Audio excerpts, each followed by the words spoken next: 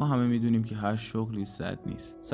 100% یه سری مزایا و یه سری معایب داره که قبل ورود به اون باید بدونیم. از مزایای شغل مهمانداری میتونم به اینها اشاره کنم که بازدید از شهرها و کشورهای مختلف که خب البته توی ایران خیلی اتفاق نمیفته.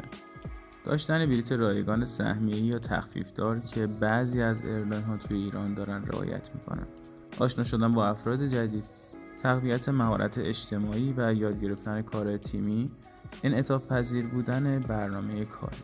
و اما معایب که به نظر من مهمترین چیزی میتونه باشه که شما ببینید اون شغل رو میتونید بپذیرید یا خیر.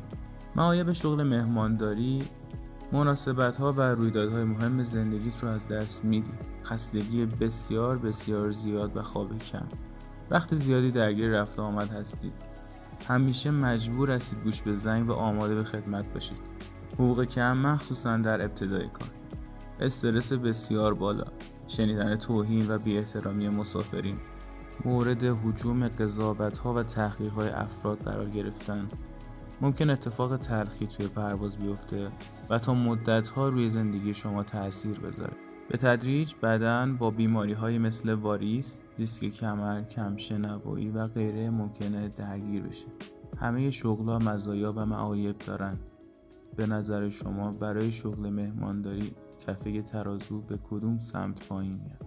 با این معایب هنوز هم حاضرید به عنوان یه مهماندار کارتون رو شروع کنید؟ اگه پاسختون مثبته پس شما قلباً این شغل رو دوست دارید.